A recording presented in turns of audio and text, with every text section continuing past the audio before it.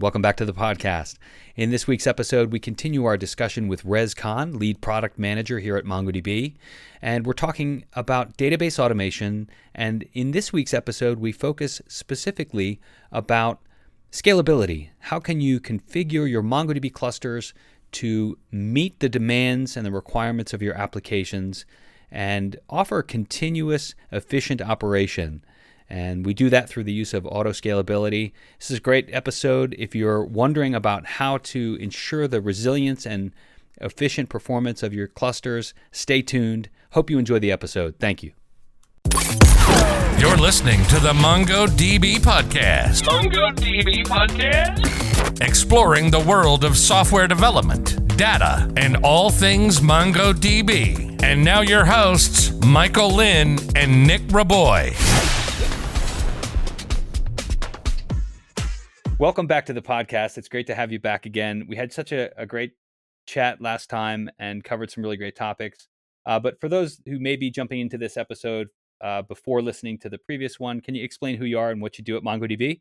Yeah. Happy to be back, Mike. So my name's Rez. I run a couple of product teams at MongoDB. My teams generally work on what I call the post-app deployment workflow, which is after a customer builds and deploys an application on MongoDB Atlas, how do we make that customer's journey as awesome as possible?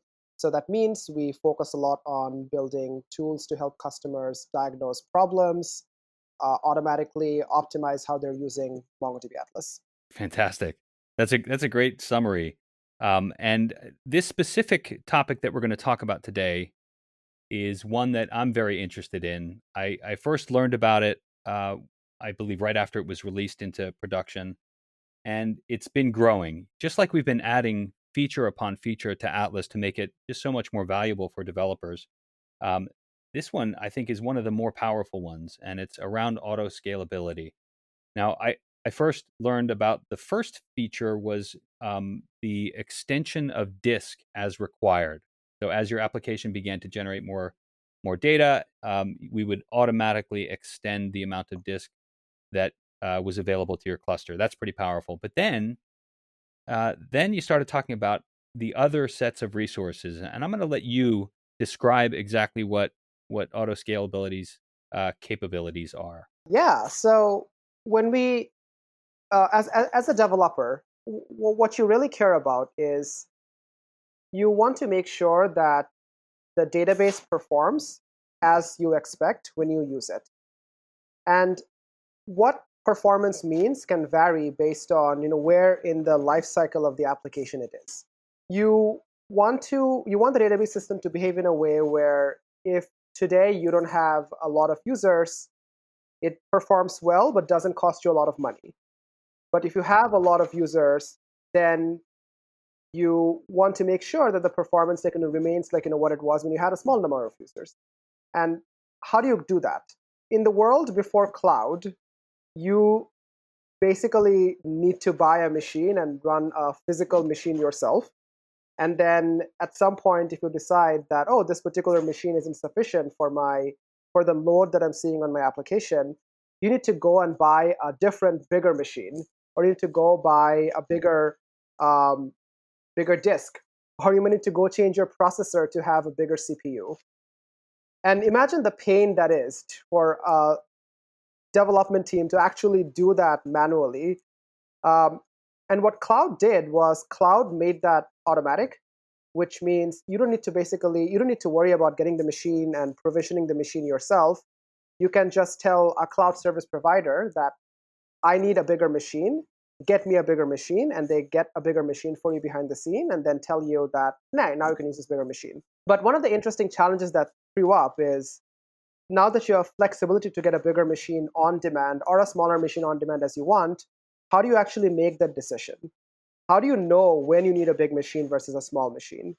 Now, you might be able to say that, I am going to play it safe and have a big machine backing my database all the time. And that might work really well from a performance standpoint. But the flip side is it would be enormously costly. And obviously, as a business, you can't have that. So how do you decide when it should be big, when it should be small? and how do you when do you decide to go big or go small? And when you make the decision, how do you actually make it work seamlessly so your application performance doesn't falter while it's doing it? And those are all the questions, all the things which the autoscaling product is trying to solve for our users. Hmm. Yeah, that's a perfect description. So how does it then? Let's say I'm a developer and I've got an application and I launch and I go live. And there are things that I can plan for. I can plan for a release and I can predict that I'm going to get some additional users signing up. And so in advance of that, I will scale up manually. I will go move my Atlas instance from an M20 to an M30, which will give it additional CPU, additional RAM. But now I'm paying additional money for that, and I may not actually be consuming the capacity around that. So how does Atlas make that decision for me? Yeah, so there's a bunch of interesting magic going on behind the scenes. One of the things Atlas does well is we track the consumption of different resources in a machine running, let's say, a MongoDB instance throughout the fleet of databases instances that we manage, which to this point is in the millions. We also track how our users are actually using database down to the 10-second level. So we know how many queries of what type were run each particular 10-second or each particular minute bucket. And using all that data gives us the data opens up a lot of very interesting doors. It allows us to understand what the historical load pattern was on a particular database instance.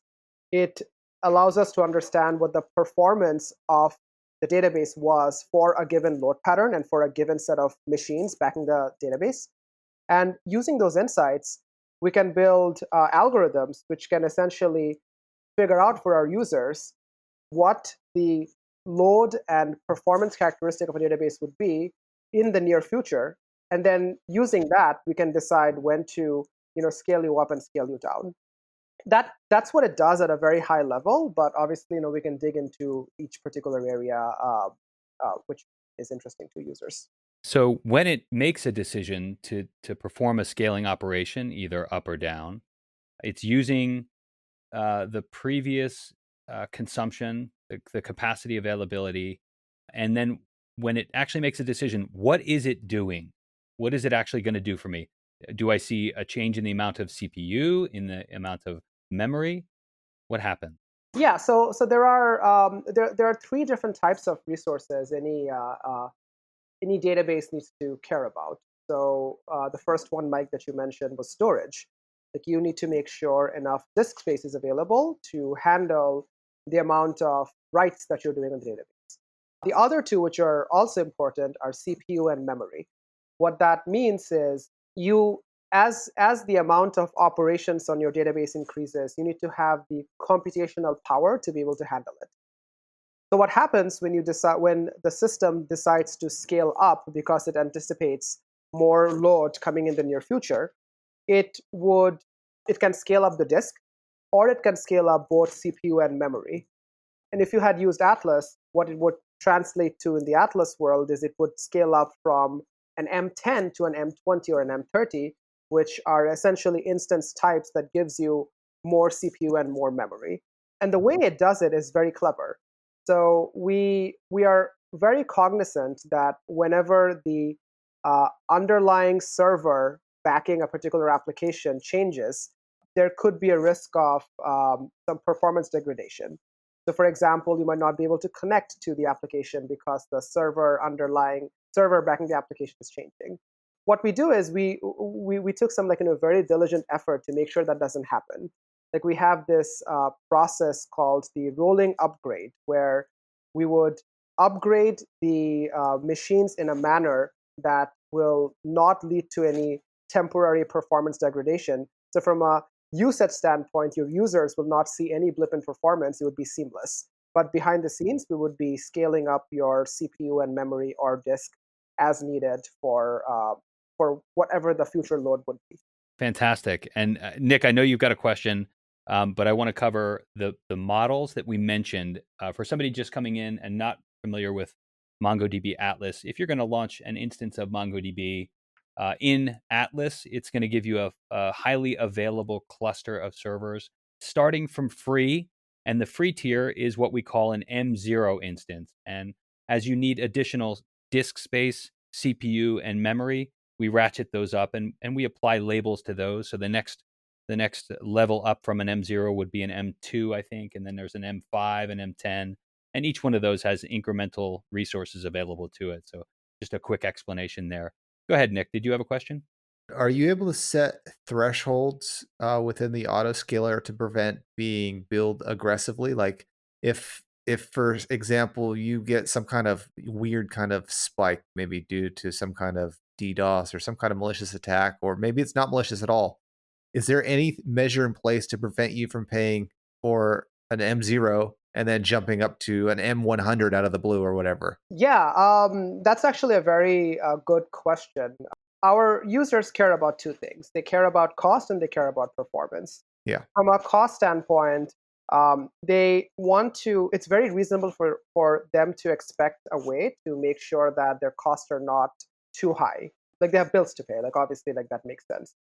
So when we designed the auto-scaling product, we took that into consideration, which means when you're turning on auto-scaling for a particular Atlas instance, you can say that this is the maximum amount of money I want to spend by selecting what the maximum tier would be.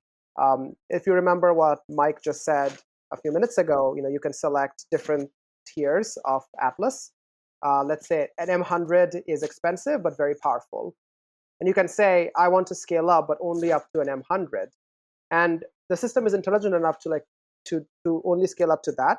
But if the system also feels that we should be scaling up to even higher than M100, and if you don't, it would lead to performance problems, we would send you an alert and tell you that, hey, we are running into this bottleneck that you put yourself, can be exceeded temporarily because otherwise performance would degrade. And when does that alert come through? Does it happen like, hey, I'm out of space right now. This auto scale needs to happen right now, or do you set like a threshold, say I'm 10% away from kind of needing to upgrade kind of thing?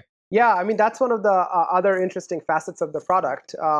Because it's a prediction model, there are two aspects of it we need to balance. We need to be able to predict reasonably ahead of time when we need to auto scale up, because if we don't, then we might be too late and performance might already be bad. But if we are doing it reasonably ahead, if we're doing it too much ahead of time, it might be inaccurate. So we need to play that balance very well. So what we try to do is we try to predict with at least 20 to 30-minute window that an auto scaling event would be necessary, and we try to send an alert around that time. So at least you have some time to react, and it doesn't. It's not too late. Now, I'll keep following up on this Sure. because I know these are common questions. People do care a lot about price, and they don't want to be billed randomly. So, say you said rolling upgrade, right? Is that the terminology we're using? Rolling upgrade for these auto Yeah, scales? yeah. That's the terminology. Let's say a rolling upgrade is in progress. You've come into the scenario late. You've now decided, you know what, I don't want this rolling upgrade to happen. Can it be terminated mid-process without any kind of downtime, or you have to wait for it to finish? Um, what's the timeline for all of this stuff? Maybe. Yeah. I mean, we probably need to go into a little bit of detail. So obviously, Yeah. if I'm being too nerdy, just stop me. The way it works behind the scenes is a very typical way of using Atlas is to deploy what we call a 3-node replica set, which means you have 3 servers, each with a copy of the data that you have in the database. And at any given time, your application is connecting to one of the server, which we call the primary. When we do a rolling upgrade, what we end up doing is we take the servers which are not the primary and we upgrade them. And then once the upgrade is done, then we take the other server which is not primary and we upgrade them. Once both of those are upgraded, then we change the primary to be one of the upgraded server, so we can now upgrade the thing which was the primary before, if that makes sense. Makes sense. So the beautiful thing with that kind of model is if you want to stop an upgrade at any given time, you stop the upgrade for that particular server which was being upgraded, and then it can go back to where it was, but you're still connected to a primary, and your application is still running the way it's supposed to be running without any performance blip. And we have seen that particular use case come up a lot, and that's the reason why we designed the system such as this, Sure. so that there's no blip from a user standpoint of your application. So at one point in the rolling upgrade, the application is going to need to disconnect from the previously connected primary and reconnect. And how does that how is that handled with connection pooling and applications? I guess there's got to be a small hiccup at some point, right? There's probably a very, very small hiccup, but for most of our users, that's not a problem. One of the caveat to mention is our drivers have this concept called retriable rights, where if there is a write which is happening at the point of switch over from the primary switching over from one server to another server, we can pool the writes and then replay the writes like once we end up connecting. So your writes wouldn't be lost, which is obviously would be bad if it were the case, because your data could be lost in that situation. So we again took deliberate steps to make sure that doesn't happen. But the caveat here is you need to use the right versions of the driver to do so. If you use an older version of the driver, that particular feature might not be available. So make sure that your application is using the latest versions of the driver. Fantastic. So it seems like you've thought of everything. I'm a developer. I've launched an app. I didn't expect so many users, and I don't want to break the bank. So I have taken the precaution to enable auto scaling in my cluster infrastructure. I've selected maybe an M10 as the smallest. I've selected an M60 as the highest. And it turns out my fortune is going well, and all of my new users are logging in, and it triggers an upgrade all the way up to M60. Why would somebody not want to use this? Is there any reason, like, are there any use cases that you would say, you know what, this is probably not a good use case for auto scaling? Yeah, I mean there are some, and this is where the fun begins. What we have observed is this: because we're still changing the underlying machine supporting an Atlas instance, the upgrade itself can take between 5 and 15 minutes, which essentially means that if I have a very rapid spike in usage on my application, that 5 to 15 minutes can be too late. Like for those 5 to 15 minutes, your database instance can have performance issues. And for some of our users, that's not acceptable, which is totally understandable. What we have seen this work really well is when you have the application load pattern not be very spiky, where it changes, let's say, on a 30-minute cadence or an hourly cadence throughout the course of a day. So we see a lot of use cases around applications like SaaS applications, which are heavily used in the morning, but then gradually ramps down during the afternoon. We have seen use cases where an application is heavily used in the weekends, but not in the weekdays. And we can automatically scale you up and scale you down based on those particular patterns. But for applications which are very spiky, a good example could be some games can have very spiky, some social media apps can have very spiky workloads. Like if something goes viral, then it spikes very, very quickly. In those situations, the 5 to 15 minute upgrade or downgrade process might not be sufficient for some users. There are lots of ways you can solve this problem, though, and we should. There are things you can do today, and there are products that we're actually building similar to autoscaling, which can help solve these problems. And we can talk about that if you guys want to. Yeah, that sounds interesting. I do have a follow-up, though. Yeah. So you mentioned some of the use cases, and one of them was around an application that has predictable scheduling. Now, have you given thought to enabling some type of capability around scheduling the shifting between tiers? Yeah, no, that's a really good question. I mean, one of the fairly common common use cases we see on MongoDB is it's because it's a document store, a very flexible document store. It's oftentimes used to store information, JSON-based information, which might be sitting in some other systems. So for example, we would see a use case such as there's a script running every 6 hours which logs into a particular e-commerce data store, gets your information, and then stores that in MongoDB. So they're very predictable schedule on when a large write or large insert happens. And there are a bunch of things you could do to solve that particular use case. We have this product called Triggers, where you can create scheduled jobs, running scheduled jobs, which can hit the Atlas APIs and then automatically upscale or downscale for you at given times. So we have seen users do things such as they they have specific times of the day when they scale up to M100 to handle a big bulk upload or bulk insert, and they would scale down back to an M30 M50 during other times of the day. We've seen this so much that we've actually considered building that as part of the UI itself, where you can imagine sort of a calendar view in the UI where you can say, at these times, this is what the tier size ought to be. And that can mimic your bulk insert schedules. Wow, that would be a powerful addition. Yeah. So I have another question in regards to a use case. So from what I understand, people are using MongoDB Data Lake and MongoDB Online Archive to kind of reduce the load on their clusters and prevent having to scale. Are there any kind of integrations or scenarios where the autoscaler would work in combination with Data Lake? Yeah, there's a bunch of scenarios.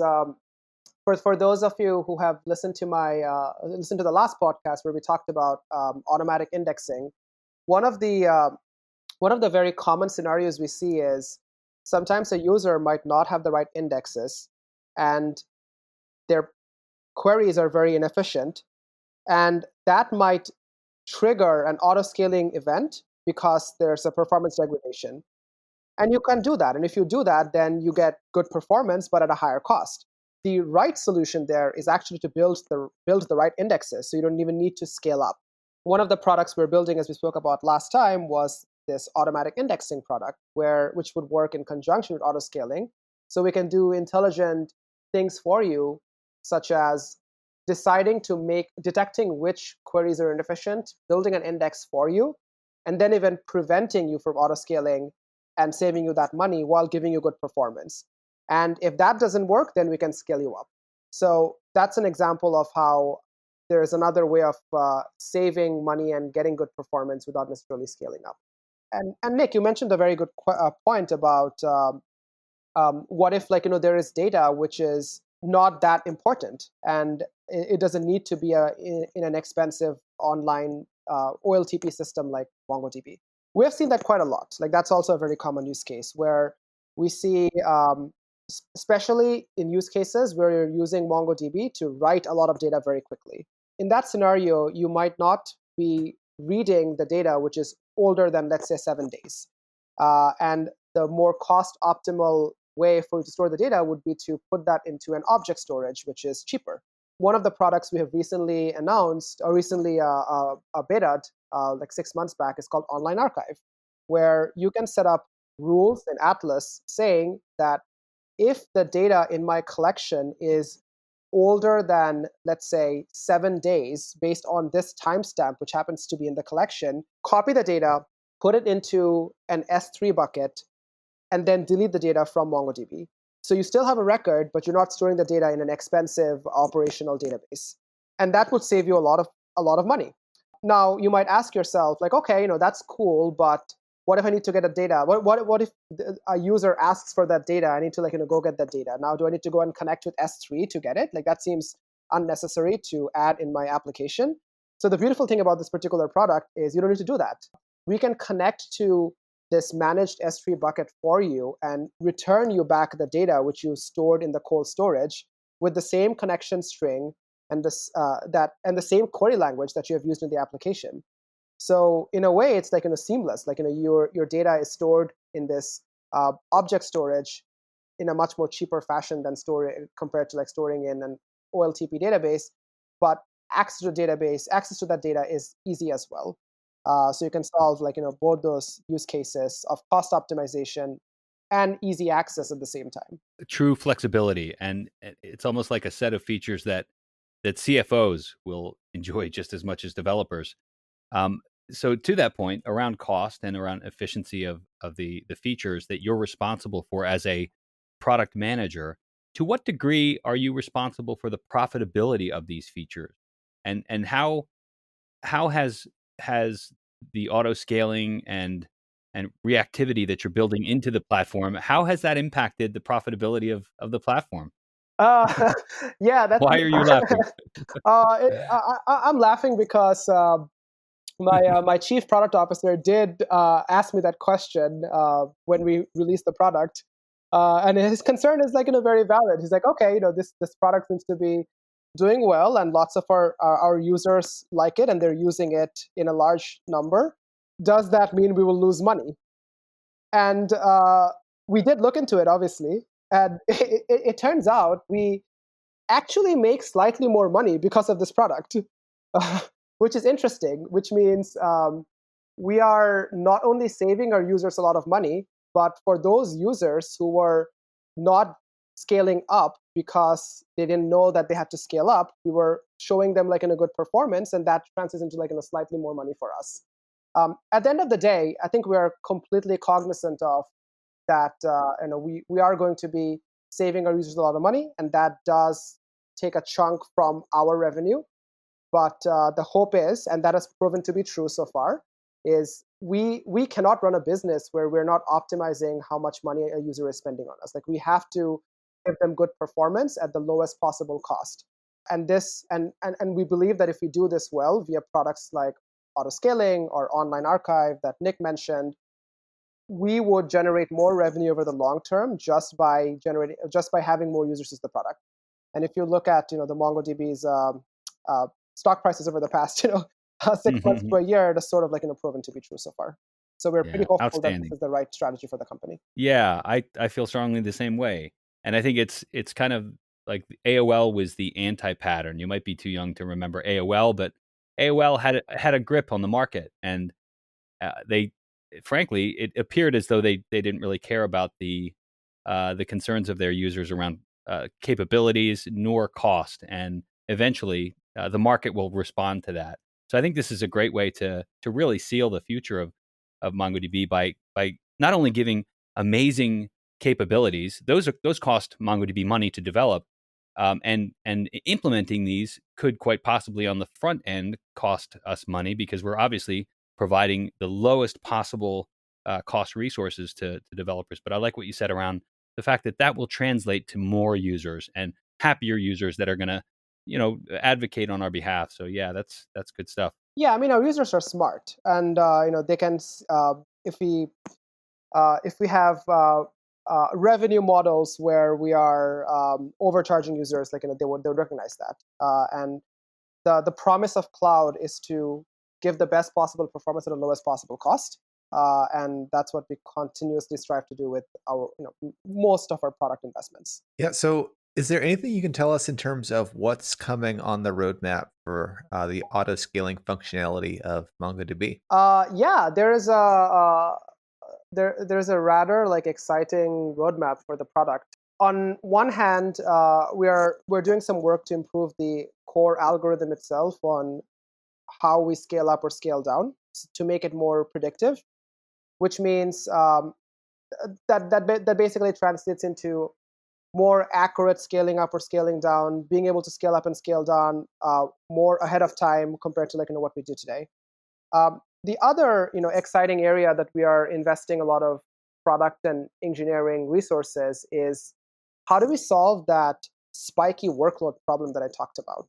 Like, what if you have an application which scales from 10 operations per second to a million operations, and these are all contrived numbers, so million operations per second in a couple of minutes. For that, we need to fundamentally rethink like how the underlying architecture of MongoDB behaves. And there's a lot of really exciting investments going on into that we are hoping to unveil over the next 6 months to a year, which would solve that problem for our customers of instant elasticity. As you need, the database would grow or decrease in real time almost. But that's all I can share about that today. We always want more. We always want more on the roadmap stuff, but we'll have to have you back as these things start to come to fruition. Hey, so anything else we want to cover on auto scaling? I think we've done a pretty good job of describing what it is, how it works, how people can get their hands on this feature. What to that question, what models is this feature available on? Can I use it on the very free instance, or do I need to ratchet up to a larger instance in order to get access to this? Today it works on M10 plus, and I think that's around. That's our starter, what we call starter dedicated instances, which is between $40 and $50 a month. That's where it starts, and then it can go up to whatever our highest tier is today, which I think is M400. And when you say dedicated, I know that the M2 and the free instance, I believe those they're launched in the cloud providers, and they are virtual instances. They're virtual instances, yeah. Yeah, and then so the M10s, they're actual physical machines. They're mapped to a physical machine, which is only for that particular user using it. And they tend to have better performance as well because they're not shared instances. And of course, as you increase the tier, not only do you get more disk space, but you get more CPU, more RAM. Yeah. And I believe there's a connection or an IOPS rating that increases on the disk speed, right? Yeah, exactly. I mean, our general guidance to customers is, like you said, we have a free tier, which is free to use up to 500 megabyte and certain CPU and memory capacity. That's what you should be using to test the product, learn. Some people have even built full-fledged production apps on that. And then you can use M2s and M5s, which are shared instances. They're not that powerful, but more powerful than the M0. And once you're ready to move into production, M10 is where we generally say users should start. So are there any customers that are currently making use of auto scaling that we're allowed to mention on the podcast? A lot. I mean, there are thousands of users. So any name drops? I can't think of any names at the top of my head, but Atlas has a lot of really marquee customers, and many of them are using it across. It's a tricky question.